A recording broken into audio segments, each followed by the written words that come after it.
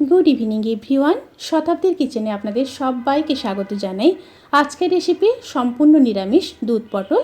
বানানো যেমনই সহজ, খেতে তেমনই সুস্বাদু। খুবই কম তেল মশলায় ও সামান্য উপকরণে এই সুস্বাদু রেসিপিটি বানানো যায়, আর খুবই অল্প সময়ের মধ্যে রেসিপিটি হয়ে যায়। তাহলে চলুন শুরু করা যাক আজকের এই সহজ এবং সুস্বাদু রেসিপি। প্রথমে প্যানের মধ্যে সাদা তেল দিয়ে দেব। তেলটা গরম হয়ে গেছে। এবার তেলের মধ্যে খুব সামান্য হলুদ আর হাফ চামচ লবণ দিয়ে দেব।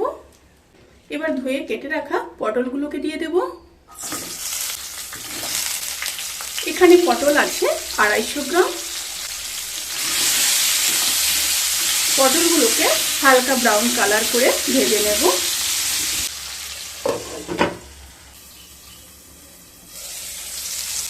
পটলগুলো হালকা ব্রাউন কালার করে ভাজা হয়ে গেছে। এবার পটলগুলোকে তুলে নেব। তেলের মধ্যে আরও একটু সাদা তেল দিয়ে দিলাম। স্টিমটা কিন্তু এই সময় একদম লোতে থাকবে।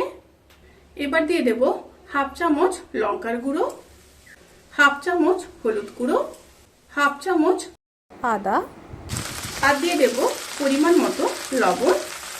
সাথে দিয়ে দেব খুব সামান্য জল। অতি অবশ্যই জল দেবেন, তা না হলে কিন্তু মশলা পুড়ে যাওয়ার সম্ভাবনা থাকবে। দিয়ে খুব ভালো মতো কষিয়ে নেব। এই সময় একটা মশলা রেডি করে নেব। তাতে নিয়েছি 8-10 পিস কাজু আর 2 চামচ পোস্ত।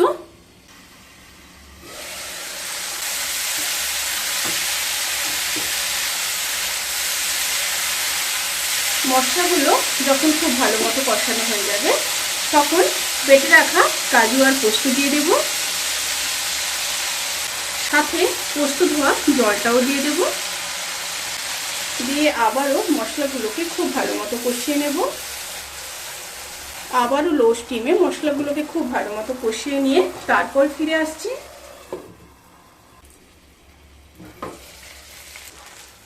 মশলাগুলো খুব ভালোভাবে কষানো হয়ে গেছে। এবার ভেজে রাখা পটলগুলোকে দিয়ে দেব।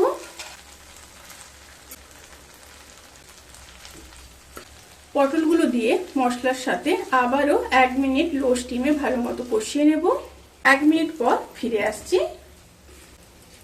খুব ভালো মতো কষানো হয়ে গেছে। এরপর দিয়ে দেব 200 ml গরুর দুধ। দুধটাকে গরম করে ঠান্ডা করে নিয়ে দিলাম। এবার খুব ভালো মতো মিশিয়ে নিচ্ছি। এবার ফুটে আসা পর্যন্ত অপেক্ষা করব। তরকারিটা ফুটে এসছে। এবার মিডিয়াম স্টিমে ঢাকা দিয়ে 2 মিনিট রান্না করে নেব। দুধ পটল কিন্তু প্রায় হয়ে এসছে। এবার নামানোর আগে 1 চামচ চিনি দিয়ে দেব। অবশ্যই দিতে হবে টেস্ট ব্যালেন্স করার জন্য। আর দিয়ে দেব গরম মশলার গুঁড়ো হাফ চামচ। কেটে রাখা 2টো কাঁচা লঙ্কা দিয়ে দিলাম। আর দিয়ে দেব কিছুটা কাসুরি মেথি। আর 1 চামচ ঘি দিয়ে দিলাম। এবার খুব ভালোভাবে মিশিয়ে নেব।